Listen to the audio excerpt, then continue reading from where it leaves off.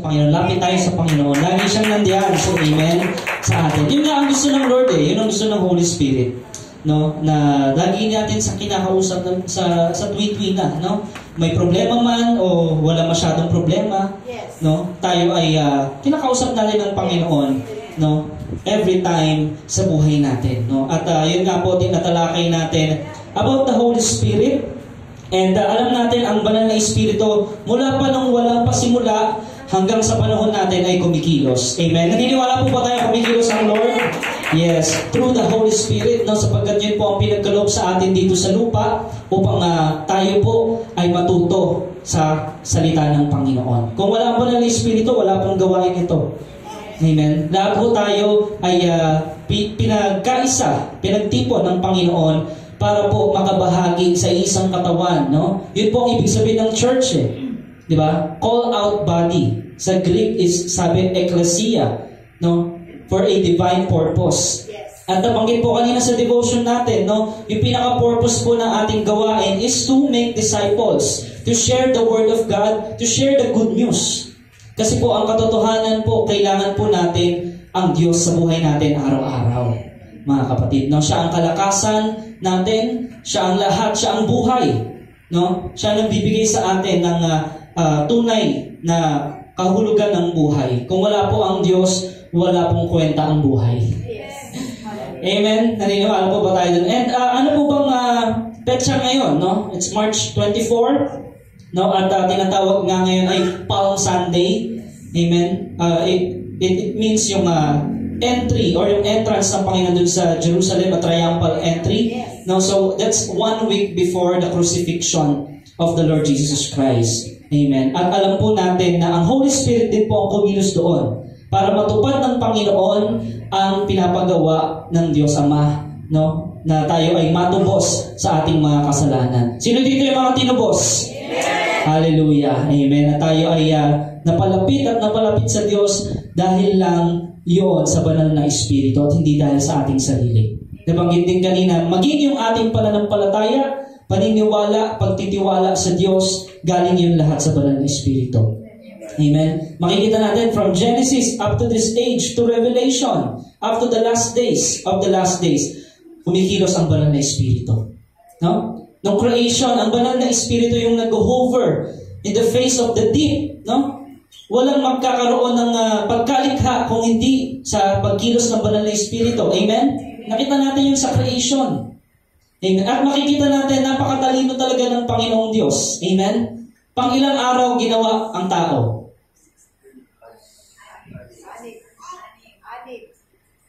Yung iba parang hindi sure eh. 5, 3. Pang-anim. Tama. At nung ika-7, ang Diyos ay, sabi, God rest. No, ibig sabihin, tapos na yung kanyang pamahinga eh. So, bakit pang-anim? Kasi nilikha muna ng Diyos yung ating mga pangangailangan. No?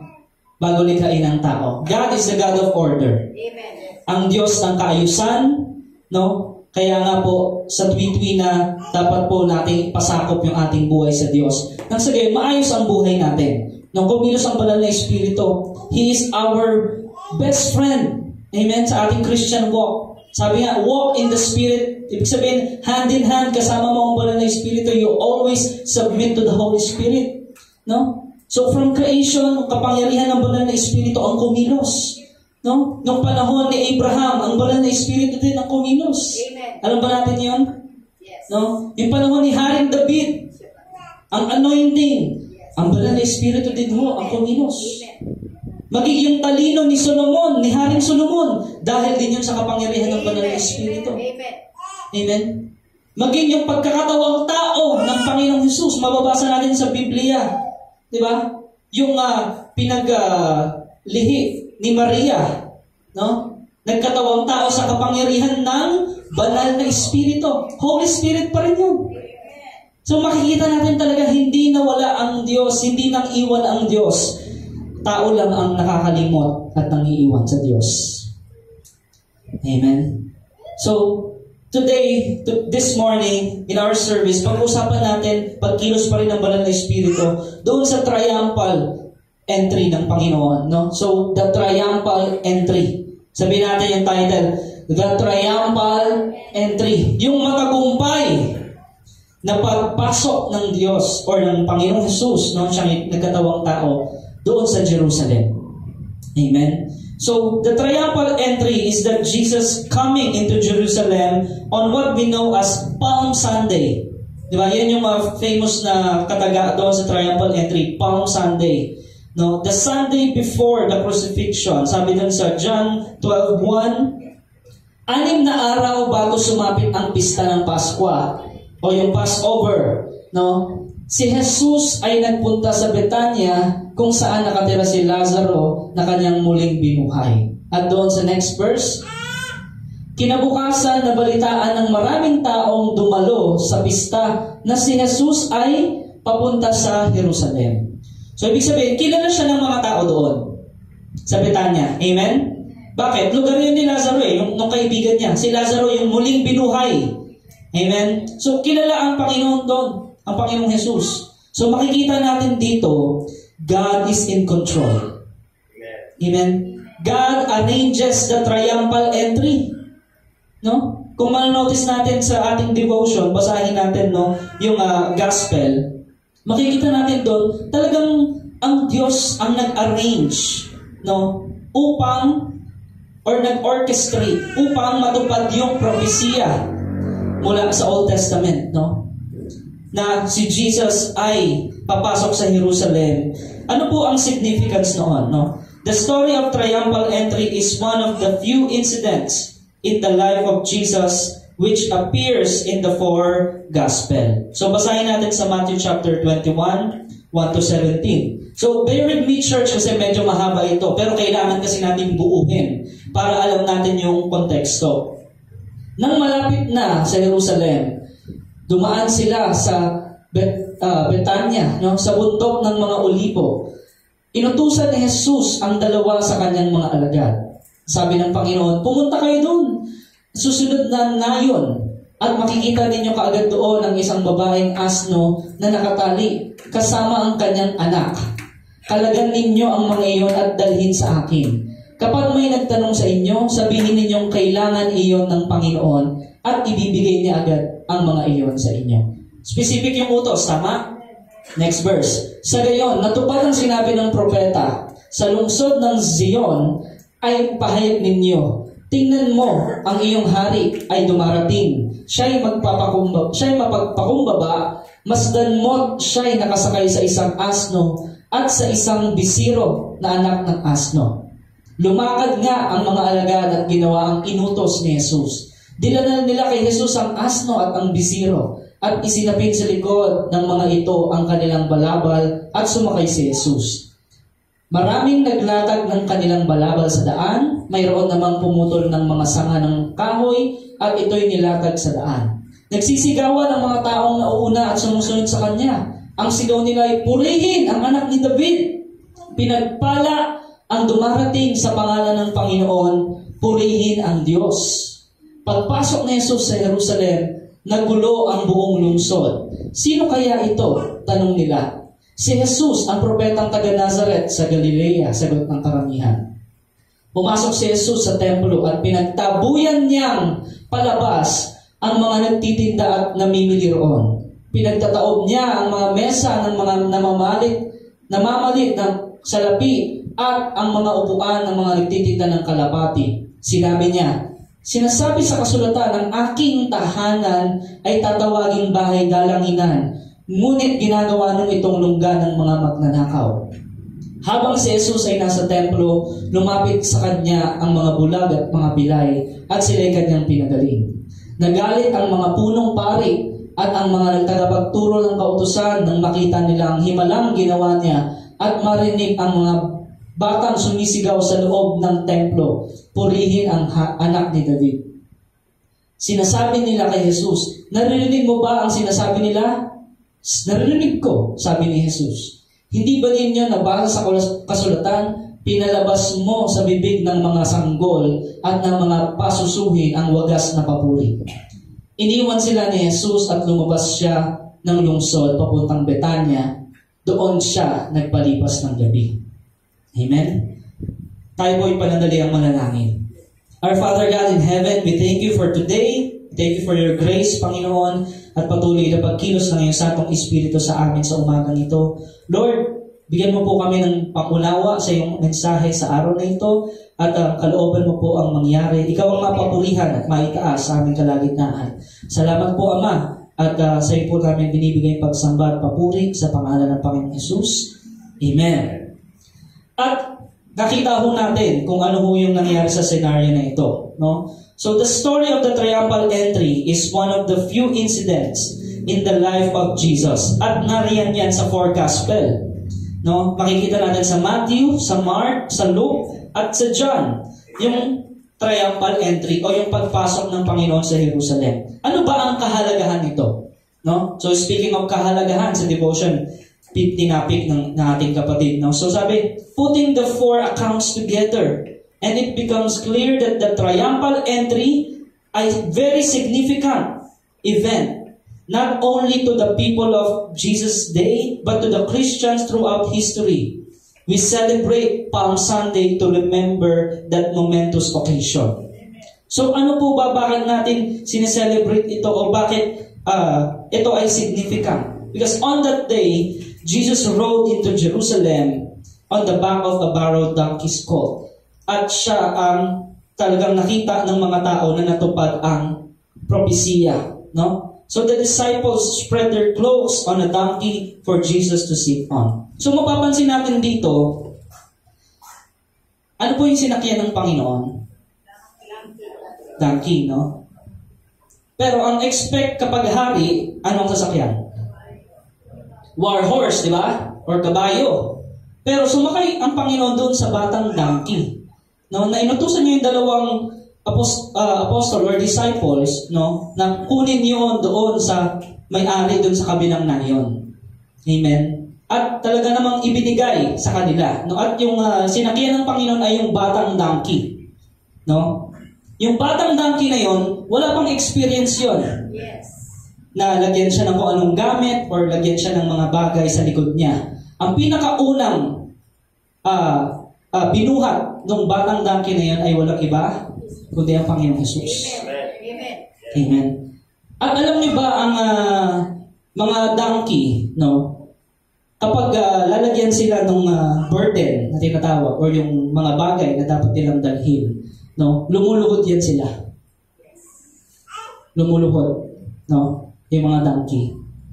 So, makikita natin on the next verse, nung nandun sa templo ang Panginoon, sabi niya, ang templo ay tatawaging bahay panalangin. So, very significant, no? Jesus is saying, prayer is very crucial in the house of the Lord. It's very important, no? In the house of the Lord. So, yung batang donkey, sinisimbolo nun, actually, sa Old Testament, ang symbolize ng donkey ay si Issachar. Sa tribe of Israel, kung hindi niyo po alam. Issachar's symbol, nung si Jacob ay inanoint niya yung kanyang mga anak, ang symbol ni Issachar ay donkey. No? And it symbolizes prayer. Amen? Because donkey, kapag lalagyan siya ng burden, lumuluhod ang donkey. At saka ilalagay yung kung ano man yung kanyang bubuhatin. Amen? So, ano yung tinuturo sa atin ng Diyos dito? Malapit tayo sa Diyos with all humility. Amen? Para matanggap natin yung burden. Ano yung burden? Yung pinapagawa ng Diyos sa iyo. Amen? Pinapagawa ng Diyos. Ano yung pinapagawa ng Diyos dun sa batang donkey? Si Jesus, di ba? Ang kanyang buhatin. Ang tanong, kapatid, nung ikaw ba ay nakakilala sa buhay mo, si Jesus ba yung nasa taas? At siya ba yung itinataas mo? Amen? That symbolizes donkey. No? Kapag ikaw ay Kristiyano, you pray with all humility to God. No? And that burden, yung pinapagawa sa iyo ng Panginoon, na dapat si Jesus ang maitaas sa buhay mo. Yun yung significance. And you'll have that triumph in the Lord. Because Jesus is victorious. Mga kapatid, kapag si Jesus, yung talagang dinala natin sa buhay natin, To live is in Christ and to die is gain. Just like the young donkey, magkakaroon talaga ng triumphal entry sa buhay natin. Amen? Nakuha po natin mga kapatid. So, that's one of the significance of the triumphal entry. And the other one is, Jesus, nagpakilala na siya ang Messiah. No? Kung mababasa niyo sa mga unang chapter, katulad nito, Matthew chapter 21 na to eh. Sa mga unang chapter, ang sinasabi niya sa mga disciples niya, huwag niyo munang sabihin. Di ba? Na ako ang Messiah. Amen? Yung mga disciple niya, gigil eh. Nasabi, Lord, tara na. Kasi nakita nila, pinatahimik yung bagyo. Di ba? Nagbuhay ng patay. Talagang makapangyarihan. At nakita ng mga disciples, talagang siya ang anak ng Diyos. Sabi ng mga disciples, Lord, tara na. Diba? Kumbaga, ang thinking kasi ng mga taga-Israel or taga-Jerusalem is to revolt against Romans. Diba? Yung sa mga Romano. Pero sabi ng Panginoon, hindi pa oras. Yes. Diba? May timing po ang Lord eh. Sabihin natin, timing. Timing. Yan. In His perfect time. In His time. You will experience triumph in His time. Not on your time. Sa buhay Kristiyano natin, mga kapatid, merong proseso, tinatawag. No? Sa ating buhay Kristiyano, hindi tayo exempted sa mga problema. Tama? Yes. Merong pressure. No? Kung maalala nyo, yung Last Supper, ginanap sa Gethsemane. At sa Gethsemane, puro olibo doon. Olives. No? Bakit kaya doon napili ng Panginoon? Very significant yung place. No? Because it's a place of crushing. Kasi yung olive, ang gamit nun, ang pinaka-isang sa gamit nun, ay kunin yung oil. Yan. Para makuha yung gamit niya. At yung pinaka-purpose niya. Sa ating buhay, mga kapatid, merong crushing. Merong pressure. Yes. No? Pinaparaan tayo ng Panginoon doon para talagang umigting yung ating pananampalataya at maisabuhay natin yung ating purpose. Amen. Magamit tayo ng Panginoon. Di ba? Just like yung fruit of olives. Di ba? Pag kinrush yun, talagang yun yung oil and then magagamit yun. Amen. So sa ating buhay, ganoon yun. And many times in our lives, we are under pressure. Amen? Yes. Amen? Hindi ganun kadali ang pagiging Kristiyano. It's not walk in the park. Kaya nga kailangan puspos tayo ng banal na Espiritu. Dahil kabi-kabila ang pressure. Minsan naranasan nyo ba yung mga problema parang nag-usap-usap? Tara, sabay-sabay tayo. Pressure, di ba? Pressure sa trabaho, pressure sa pamilya, tapos meron pang pressure sa church. Paano na? Kung wala ang banal na Espiritu. No? Pero dahil nandiyan ang banal na Espiritu, it will result in a very good gift na magagamit ka ng Panginoon. Amen? That is the significance of the triumphal entry of the Lord. So this is the week, di ba? Kaya nga Holy Week eh. Di ba? This is the week, yung Sunday before the crucifixion. Amen. So binasa natin kanina, no? The triumphal entry of the Lord Jesus Christ. At yun po ang significance ng donkey. Kaya sinabi niya, my house shall be called house of prayer. Kausap niya yung tagapagturo tsaka yung punong pare. Binasa natin, amen? Yes. No? Nagpakilala na ang Panginoon. Sinabi niya, ang aking bahay. Talagang inansin niya eh. Amen? Kasi alam niya, perfect time na para magpakilala ako. Perfect timing na after the triumphal entry, pumasok siya sa templo, sinaway niya yung mga nagtitinda doon, na aking tahanan. Talagang my house. Sabi ng Panginoon, tahanan ko to eh. Shall be called house of prayer. Pero ginagawa niyang pugad ng mga magnanakaw. Dalawa lang ang klase ng tao sa mundo. You can be a house of prayer or you can be a den of thieves. Ano yung katawan mo? Ano yung buhay mo? House of prayer o pugad ng mga magnanakaw. Dalawa lang ang espiritu sa mundo. The Holy Spirit and the evil spirit. Spirit from this world. Amen? Ang tanong, saan tayo doon? Sino ang nananahan sa atin? Sino ang wini-welcome natin? No? Sino yung laging kinakausap natin? Sino yung laging ini-invite natin na maghari sa buhay natin? Sino yung inaalaw natin na puspusin tayo? No? Yung kamunduhan ba? Mga espiritu sa sanlibutan? O ang banal na espiritu? House of prayer o pugad ng magnanakaw? Amen. Wala pong neutral ground. Walang gitna. Dalawa lang. Sa Diyos ka o hindi. Yun lang naman po yun eh. Amen? So, there is no neutral ground. Yung mga magnanakaw, ang laging bukang bibig niyan, kasalanan. Amen? Ang bukang bibig niyan, pag sinabing magnanakaw sa Biblia, kasalanan, puro mga kamunduhan, at mga pagmumura.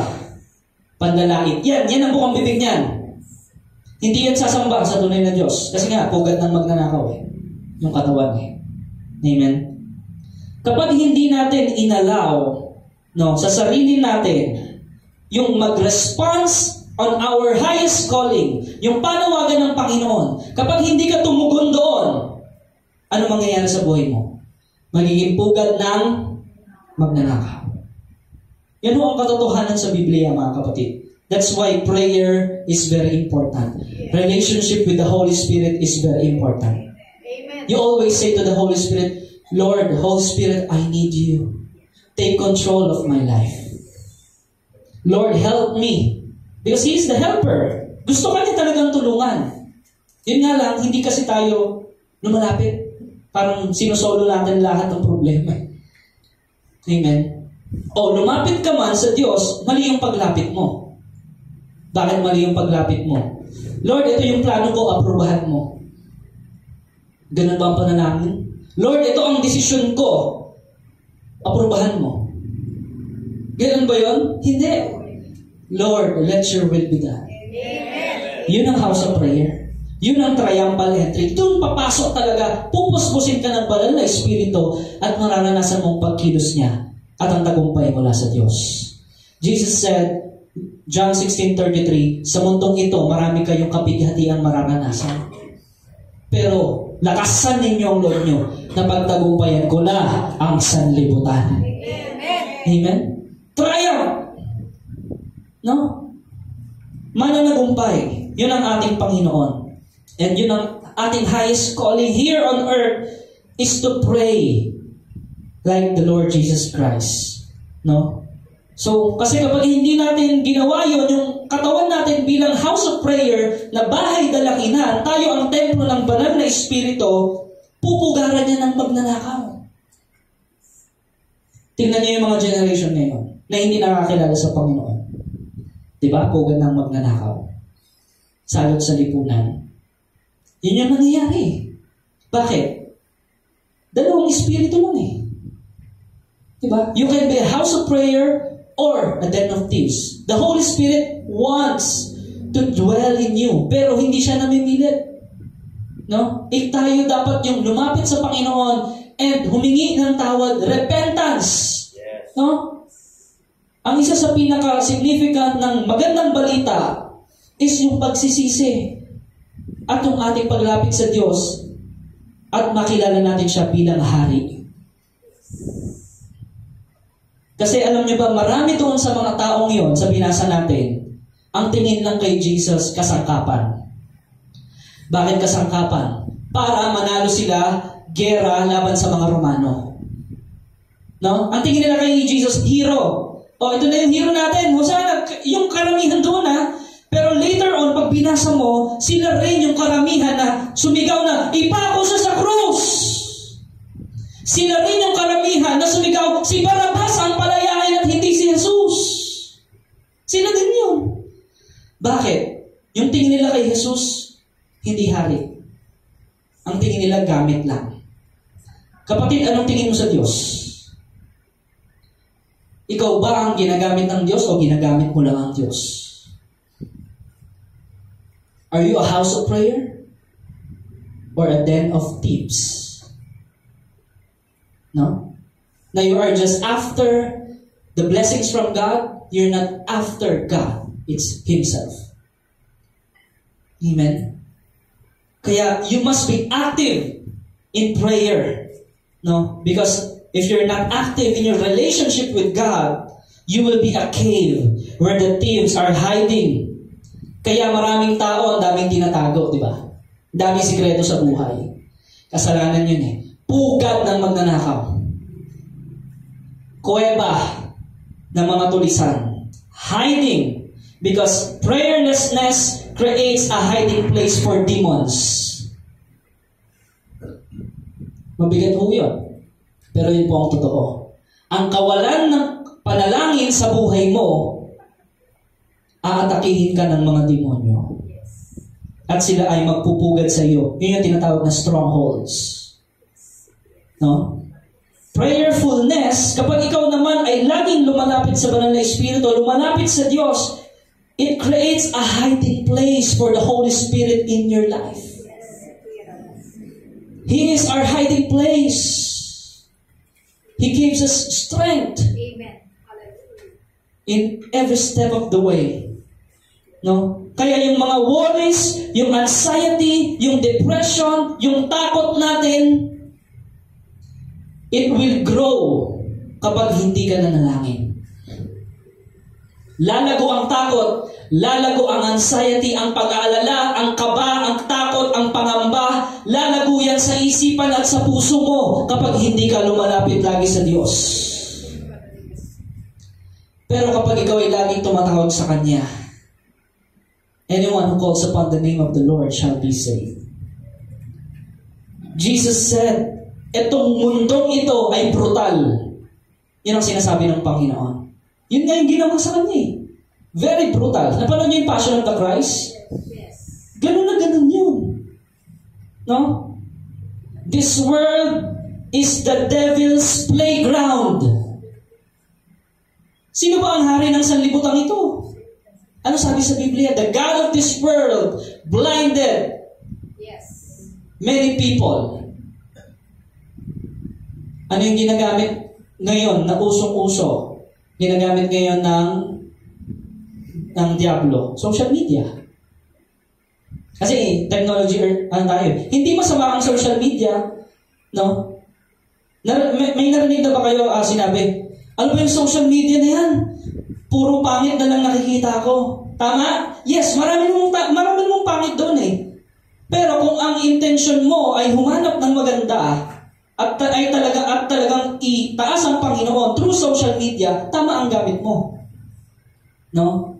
Pero kung hindi ka magiging intentional, kung hindi mo sasadyain, di ba? Na talagang ang Diyos ang iyong itaas, hindi po mangyayari. Kaya kailangan tayo po ay laging babad sa panalangin. Amen?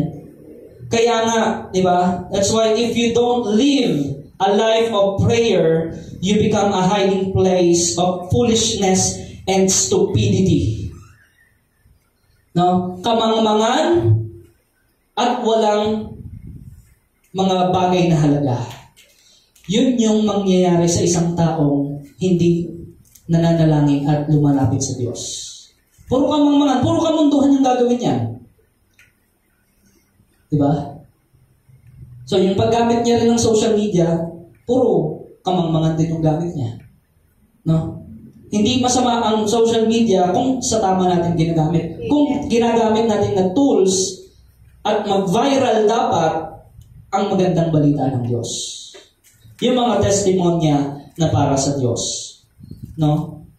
Kaya nga, we say no sa mga pugad ng magnanakaw. We say yes to the Holy Spirit. Amen? Pag pinagawa sa'yo ng Diyos, binigay sa'yo yung burden na yun, na parang ikaw yung donkey, para sa Diyos yun, glorify His name. Amen? We say yes to prayer without ceasing. No? And we say no to prayerlessness. Amen? So, yun nga ang nakakalungkot eh. Pag Sunday, saan maraming tao? Sa mga mall, sa mga pasugalan, sa mga concerts, no? Nananalangin kaya sila doon? Hindi. Pero tao sa church, di ba? Compare mo dun sa tao sa mga ibang lugar. Di ba? Iilan lang eh. No? So, kaya ganito po ang sanlibutan natin. That's why we need to pray without ceasing, mga kapatid. And when, naalala natin si Haring David, nung kinalaban niya si Goliath, nanalo siya. Amen? Yes. Batang-bata, payatot si David, no? Siya ay isang pastol, pero nanalo siya kay Goliath. No, he wins the battle because he depend on God and he always pray to God. Nakita niyo si David laging nananalangin? Si Daniel, nakita niyo laging nananalangin? Yes. Nilagay sa kulungan ng mga diyan eh. Hindi naman siya pinatay eh. Yun ang nagagawa ng Holy Spirit. Amen?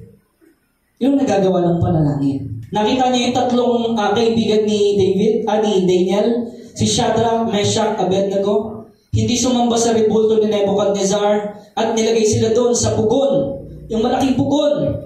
At pinalakas pa yung apoy. Sabi doon sa mga kawal, lakasan mo ng triple yung apoy para sunog agad yung mga yan. No? Habang sila ipapasok doon, sa malakas na apoy na yon, nananalangin sila sa Diyos. No? At ang sinasabi nila, ang Diyos, di ba? Sa Kanya ang aming tiwala, sa Kanya ang aming papuri, sa tunay na Diyos, sa Diyos ng Israel. No? At nung nandun sila sa pugon, sabi ni Haring Nebuchadnezzar, ano nangyayari? Di ba 3 lang yung nilagay natin doon? Bakit 4 yun?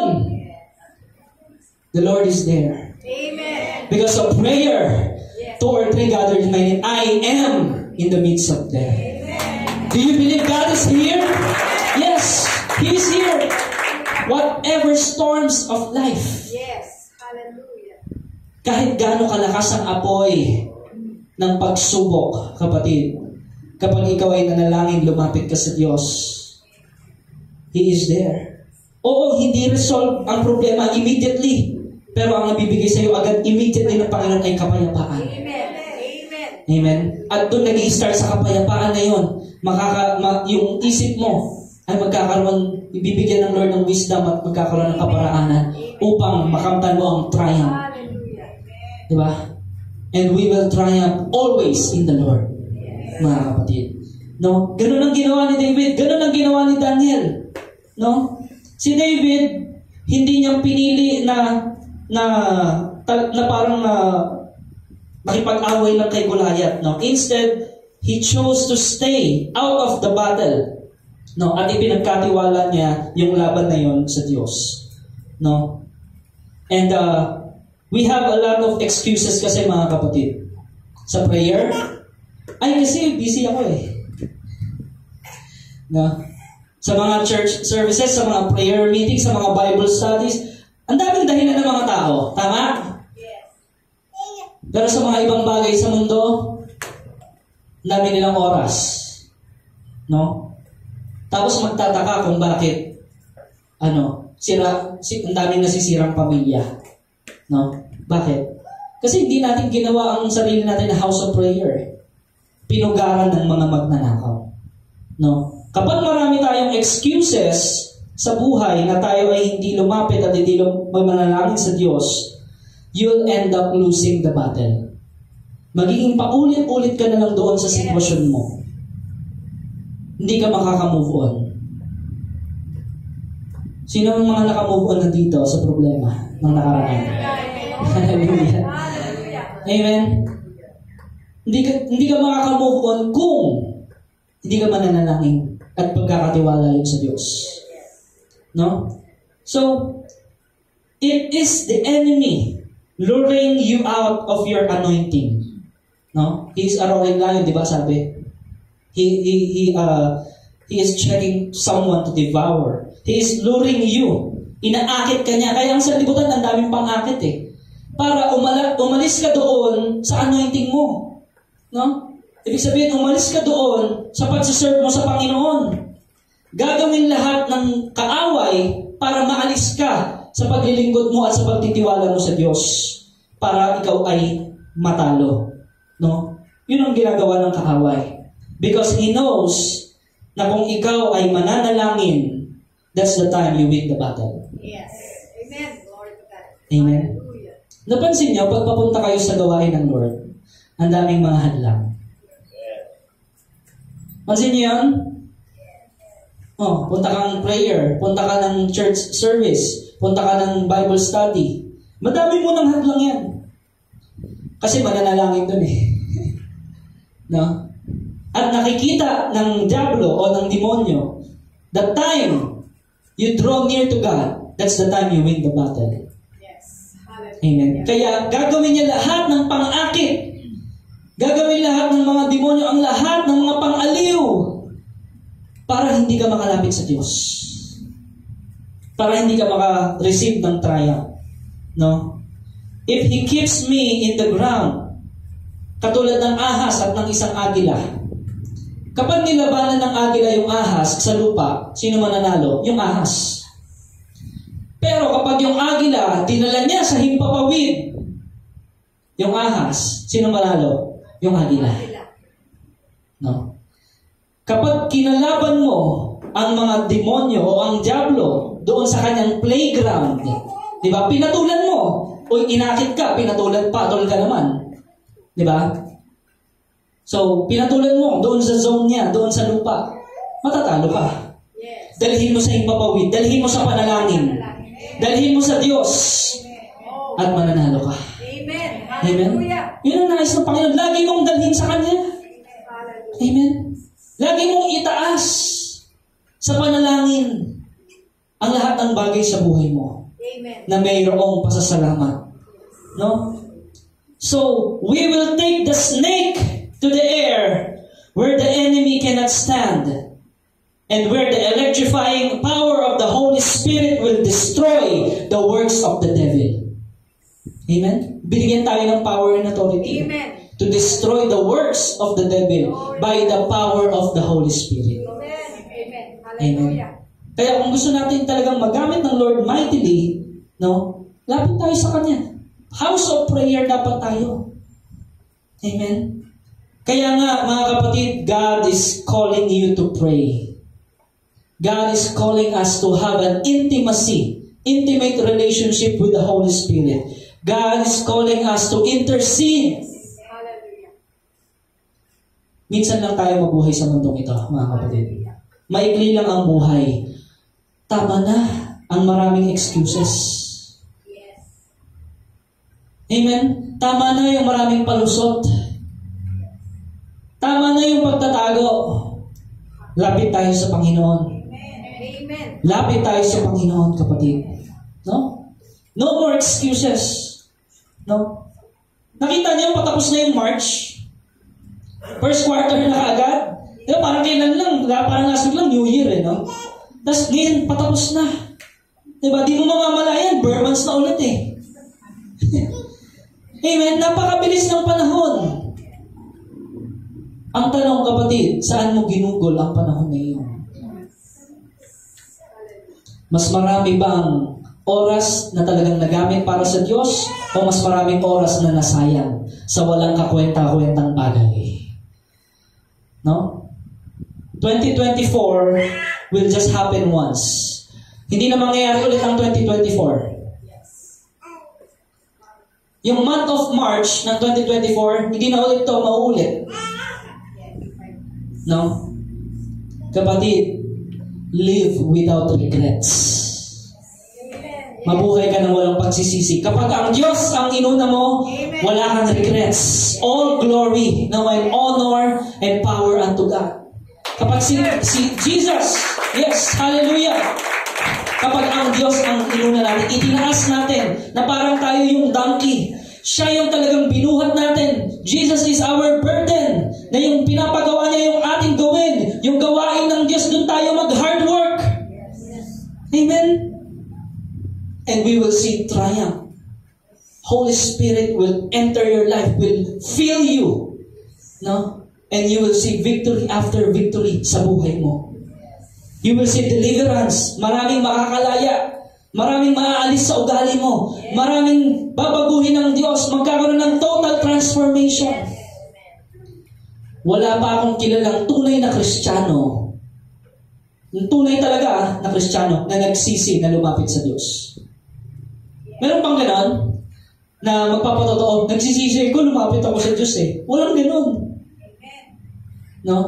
Siguro may ganon kung hindi tunay na Diyos. Pero kung sa tunay na Diyos ka talaga lumapit, kumapit, at talagang naglingkod, inalay mo sa Kanya ang buhay mo, live without regrets. Katulad ni Apostle Paul, walang pagsisisi. For me to live is in Christ and to die is gain. I am a house of prayer. Hallelujah. Say yes to the Holy Spirit. Say no to worldliness. No? Yun po ang dapat natin gawin, mga kapatid. Always say yes to the Holy Spirit. Kung ano yung pinapagawa niya, let us go. No? Let us walk in the Spirit. Kaya we know, mga kapatid, mabilis lang ang oras, mabilis lang ang panahon natin sa mundong ito. Huwag natin gugulin yung kahabaan ng panahon sa mga walang kakwenta-kwentang bagay sa mundong ito. No? Kaya nga, 5 years from now, 10 years from now, 20 years from now, alam ba natin kung buhay pa tayo? Hindi mo sasabihin, matanda ako, mauuna ako sa iyo. Hindi. Maraming batang nauna na. Yes. Tama? Yes. We'll never know what will happen tomorrow. That's why you must learn to pray and to trust in the Lord with all your heart. Amen. Hallelujah. And not to lean on your own understanding. Yes. Hallelujah. Huwag kang mananan sa sarili mong pakunawa, sarili mong talino. Yes. Di ba? Ialay mo sa Panginoon. Live for Jesus. Amen? And through prayer, we stay in the presence of our anointing. We stay in the presence of the Holy Spirit. No? Be a house of prayer and you will be changed towards sanctification. Pagiging banal. No? Unti-unti kang itatransform ng Diyos by the power of the Holy Spirit. Yes. Hallelujah. Amen? And yun po ang isa sa pinaka-emphasize talaga sa triumphal entry ng Panginoong Jesus. No? Hanggang doon, napako siya sa krus ng Kalbaryo. Anong ginagawa ng Panginoon? Simula ng triumphal entry hanggang sa mapako sa krus, anong ginagawa ng Panginoong Jesus? Nananalangin. Amen. Hallelujah. Alam niyo ba, kung talagang sasaligsigin natin yung talagang senaryo nangyari, bawat hagupit, bawat suntok, bawat pagdudura, pag-aalimura, paglalait sa Panginoon, pinapanalangin niya lahat yun. Amen.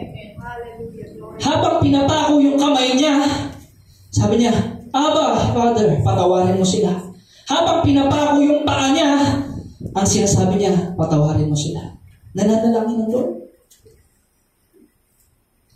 Habang nandoon siya sa sakit na hindi natin maiintindihan, na sobrang sakit, He is in agony. Excruciating pain. Yung naranasan ng Panginoon, anong ginagawa niya?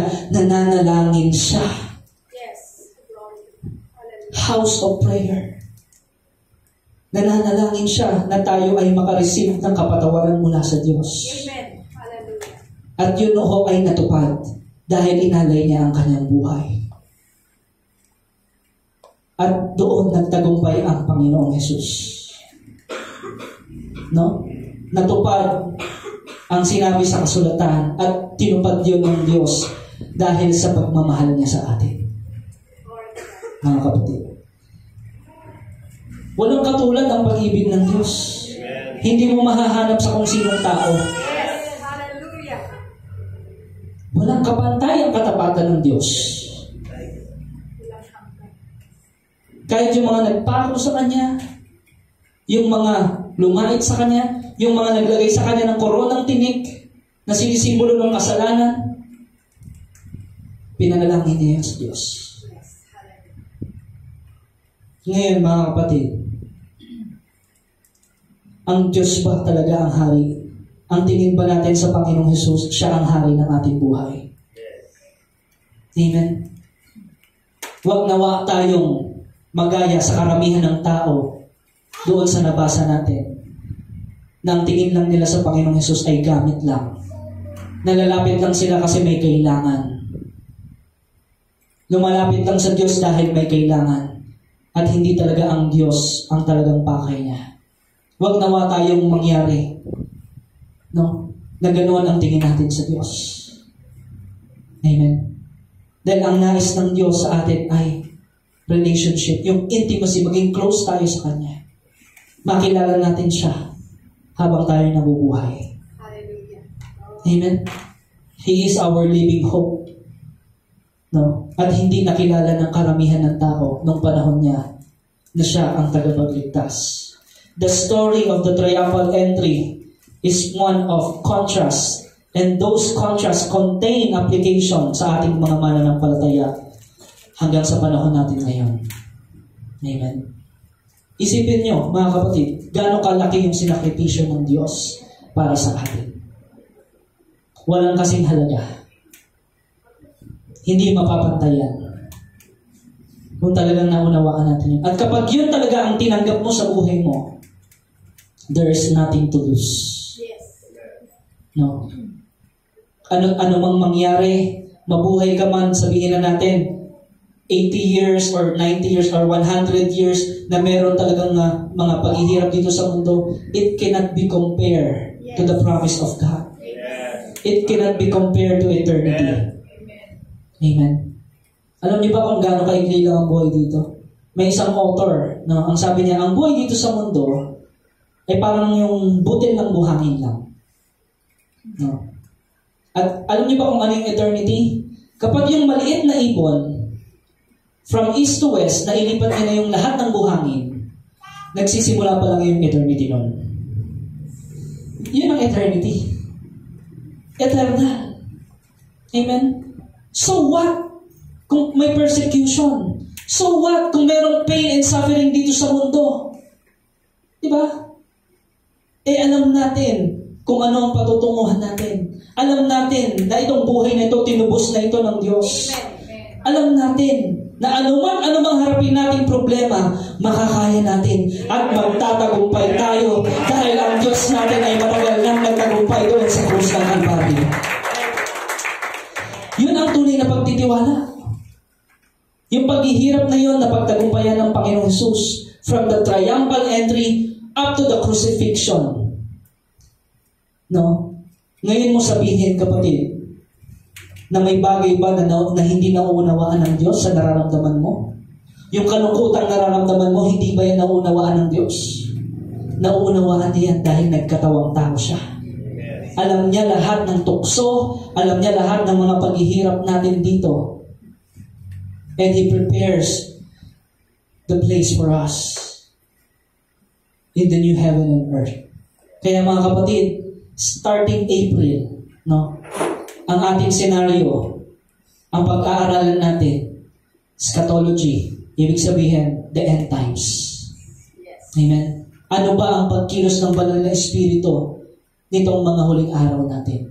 Ano ba dapat ang priority ng mga mananampalataya itong huling mga panahon? No? May trailer lang ako, konti lang. No? May preview tayo. No? Alam ba natin na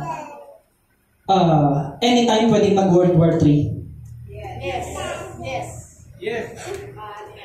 At kapag nagkaroon ng World War III, sobra ang persecution sa church. Yes. Yes. Doon magkakaalaman kung sino talaga ang tunay na titiwala sa Panginoon. Yes.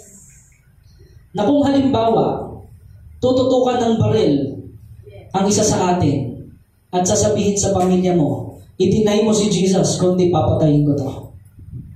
Kung yung pamilya mo hindi nakakakilala sa Diyos, ang sasabihin nila, i-deny mo na si Jesus para mabuhay tayo.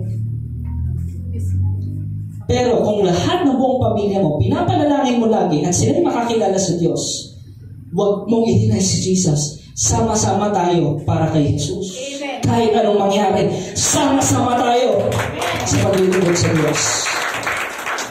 We are in the last days. Maikli ang buhay. Nasa mga huling araw tayo. Hindi natin alam anytime soon Merong nagbabadyang World War III. Yes. Persecution is coming. Yes. Now, church, ano ang ginagawa natin? Are you doing your devotion? Are you doing? Not just reading, no? Hindi lang basta binasa. Bakit? Yung mga atheists, nagbabasa din yun ng Bible. Yung mga hindi naniniwala sa Diyos, binabasa rin nila yung Bible. Yung mga historians, nagbabasa rin sila ng Bible. Pero iba yung binasa mo sa talagang mineditate mo, binulay-bulay mo, isinabuhay mo. Yes. Magkaibang bagay yan. Ngayon, tunay po ba natin dinidevote yung ating sarili sa Diyos? That no matter what happened, are you convinced that only Jesus is the way? Kumbinsido ka ba na si Jesus ang hari ng mga hari? Kumbinsido ka ba na walang ibang paraan patungo sa Ama kundi si Jesus lang? That He is God. He is the King of Kings. He is the Lord of Lords. And right now, I want to invite you in prayer, kapatid. No? Tayo po ay tumayo sa mga oras na ito. Kung naunawaan natin ang mensahe sa araw na ito, mga kapatid, no? It's between you and the Lord right now at this moment. Confess sa Panginoon. Merong bang mga pumupugad ng magnanakaw dyan sa puso't isipan mo? May mga bagay pa na nakatago dyan that must be confessed to the Lord? May mga bagay pa sa puso natin na dapat isurrender natin sa Lord sa mga oras na ito? Yes. Kapatid, kapag nagpasakop ka sa Panginoon, nagpasakop ka sa Banal na Espiritu, you will be completely a house of prayer. Now, the Holy Spirit is inviting us, is telling us today that we must be a house of prayer. Bahay dalanginan, na ang buhay natin ay buhay panalangin, buhay paglilingkod, na ang mabuhay ay para kay Kristo, at ang mamatay ay pakinabang at para rin yun sa Panginoong Kristo. Are you convinced that your life right now is for God? Are you convinced that your life right now ay hindi yan sa iyo? Ikaw ay tinubos ng banal na dugo ng Panginoong Jesus. Ikaw ay iniligtas. Ikaw ngayon ay tinanggap ng Panginoon sa kabila ng ating karumihan. Pinatawad tayo ng Panginoon. Patuloy tayong nililinis ng Panginoon. Niyakap tayo ng Panginoon. Tinanggap tayo ng Panginoon at pinagkaloob sa atin ng Kanyang banal na Espiritu. Gaano kalaking pag-ibig yun? Hallelujah. Right now, mga kapatid, be in prayer. Talk to the Holy Spirit. Talk to God. That Lord, patawarin mo ako sa aking hindi pagkaunawa sa salita mo. Lord, patawarin mo ako sa pagtingin ko sa iyo. Na sa mga bagay, may oras sa buhay ko, Lord God, na hindi ikaw ang tingin kong hari. Lord, patawarin mo ako. Salamat po, O Diyos. You're the King of our lives. Ikaw, O Diyos, ang patuloy na pumasok at maghari sa aming buhay. Right now, mga kapatid, you say that prayer, Lord, have your way. Lord, forgive me of all my sins. Lord, I thank you for your sacrifice. I thank you for loving me despite of my sins. Salamat, Panginoon. Sa kabila ng mga bagay na pagkasalanan at pagkukulang ko sa iyo, mahal na mahal mo pa rin ako. Salamat, Panginoon. Nariyan ka palagi at hindi mo ako iniiwan, hindi mo ako pinababayaan. Salamat, Panginoon, dahil sapat ang iyong grasya sa araw-araw. Salamat, Panginoon, sa regalo mo sa akin na pananampalataya. Salamat, Panginoon, sa kaloob mo sa akin na pamilya. Salamat, Panginoon, sa kaloob mo sa aking buhay. Salamat, Panginoon, dahil niyakap mo ako sa kabila ng aking karumihan. And as we worship you, Lord God, kapatid, pwede mo bang i-declare ngayon that Jesus is the King of your life? You say, Jesus, you are my King.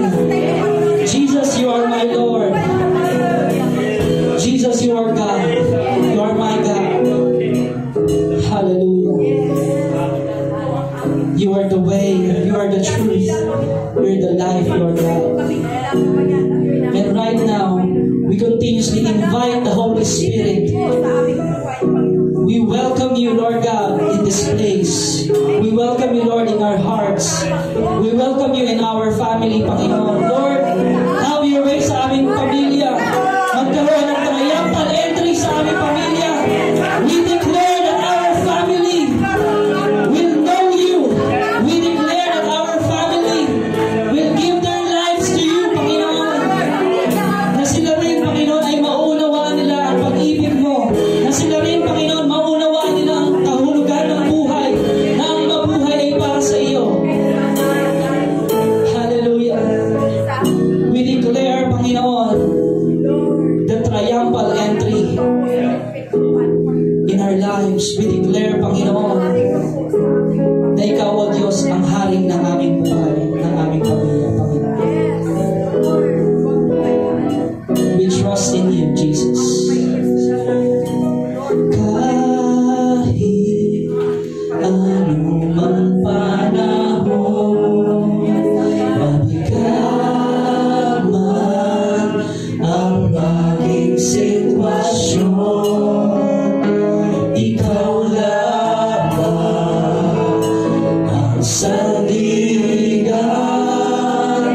Panginoon Jesus. Ating ihayag at kahit anumang panahon, kahit anumang sitwasyon, mabigat man ang maging sitwasyon, ikaw lamang sandigan, Panginoon Jesus. Ating ihayag, mga kapatid, at kahit anumang panahon, mabigat man ang maging sitwasyon, ikaw lamang sandigan,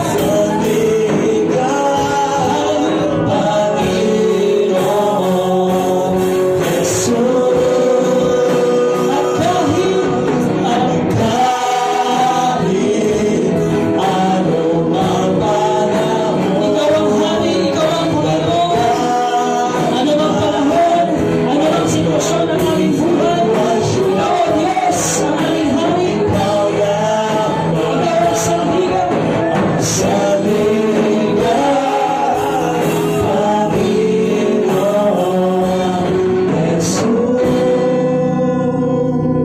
Jesus.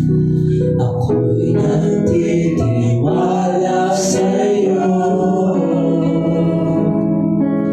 kalakasan ko'y nagagaling sa'yo.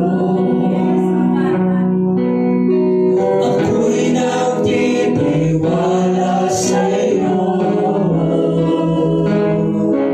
salita mo ang tanging sandigan ko. Salita mo ang tanging sandigan ko. Salita mo ang tanging sandigan ko. Panginoon, salamat po, O Diyos. At katulad ng batang asno, Panginoon, gamitin mo kami, O Diyos. Lord God, give us the burden today, the burden to advance your kingdom, the burden to share the gospel, the burden to intercede, the burden to pray for one another, the burden to love one another, the burden to forgive one another. Lord, katulad ng batang asno na yun, ikaw ang maitaas sa buhay namin. Nang sa gayon, magkaroon ng triumphal entry, triumphal entrance magtagumpay ang plano mo, masunod ang kalooban mo sa buhay namin, Panginoon. Ito ang dalangin namin sa umagang ito, O Diyos. Maghari ka, O Diyos. Maghari ka, O Diyos. Lord, tinataas namin sa iyo ang aming mga mahal sa buhay na wala pang personal na relasyon sa iyo. Lord, itinataas namin ang bawat isa sa kanila, ang aming mga kaibigan, ang aming mga mahal sa buhay, ang aming mga kapitbahay, Panginoon. Lord, itinataas namin sila sa iyo, Lord, na sila rin man, Panginoon, ay makilala ka nila sa kanilang buhay at sila, Lord, ay lubos na magtiwala